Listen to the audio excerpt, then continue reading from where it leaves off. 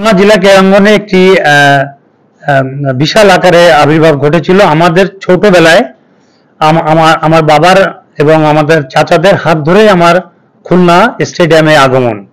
সেই যে উপচে পড়া যে দর্শকদের যে ভিড়, মানুষ যে ফুটবলকে কত ভালোবাসতো, শুধু ফুটবল নয়, ক্রীড়াঙ্গনে অ্যাথলেটিক্সে ভারোত্তোলনে এবং বিভিন্ন এরিনায় ক্রীড়া জগতে খুলনার একটা বিরাট পদচারণা ছিল এবং এটা খুব সুখ্যাতি ছিল যে এখানে অ্যাথলেট ভারোত্তোলন বলেন এবং 100 মিটার স্প্রিন্ট বলেন, ফুটবল বলেন, ক্রিকেট বলেন, প্রতিটি স্তরে আমাদের যে খুলনা অঞ্চলের কৃতি খেলোয়াড়দের যে পদচারণা ছিল, আমি আমাদের অগ্রজ এবং যারা অনুজ সবাইকে স্যালুট করি যে খুলনাকে আমরা জাতীয় পর্যায়ে একটা স্থান অবস্থান করে দিতে পেরেছিলাম।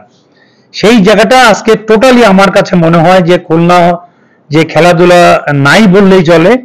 বিশেষ করে বলবো এই যুব সমাজের মুখের দিকে তাকিয়ে হলেও আজকে যারা বিভিন্ন অর্গানাইজেশনের সঙ্গে জড়িত তাদের দৃষ্টি আকর্ষণ করে বলবো এই যুব সমাজকে সুন্দর পথ দেখাবার জন্য হলেও খুলনার ক্রীড়া অঞ্চলকে, ক্রীড়া অঙ্গনকে আবার সচল করা দরকার, যাতে করে তারা অবাধে ফুটবল খেলে এবং সমাজটা সুন্দর জায়গায় নিয়ে যেতে পারে।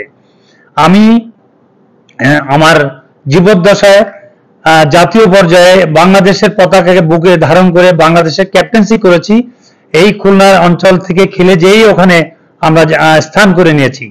আমি আশা করব আমাদের যারা অনুজ, যারা ফুটবল খেলছে কিংবা অ্যাথলেটিক্সে আছেন, সবাই আমাদের পদাঙ্ক অনুসরণ করে খুলনার পতাকা যাতে আরো উপরের দিকে উঠতে পারে সেই দিকে ধ্যান ধারণা রেখে তারা অনুশীলন করবেন এবং যুব সমাজে একটা যুব শক্তিতে পরিণত করবে খুলনাকে, সেই প্রত্যাশায় ব্যক্ত করি।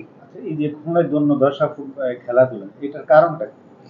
এটার একটা মাত্র কারণ আমি বলবো যে আমাদের যোগ্য জায়গায় যোগ্য লোককে বসাতে হবে। কারণ যে যোগ্য চেয়ারে যদি যোগ্য লোক না বসে ওই চেয়ারটাকে নষ্ট করে দিয়ে, সমাজটাকে নষ্ট করে দিয়ে তারা চলে যাবে, যেটা হচ্ছে বর্তমানে খুলনায়। এটা আমি আশু পরিবর্তন চাই এবং আশা করি যারা ক্রীড়াঙ্গনের সঙ্গে যারা জড়িত সবাই এই বিষয় নিয়ে কিছুটা হলেও চিন্তা করবেন এবং আমাদের যুব সমাজকে একটা যুব শক্তিতে পরিণত করার চেষ্টা করব। এটাই আমাদের মতো হওয়া উচিত। আমাদের খুলনা একটা আন্তর্জাতিক মানের স্টেডিয়াম আছে, সেই স্টেডিয়ামটার অবস্থাও তো খুব বেশি ভালো না। এটাও আমরা কিভাবে হয় না করতে পারি?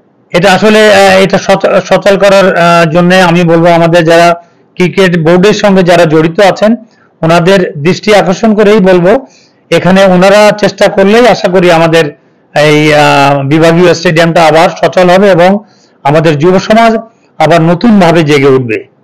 খুলনা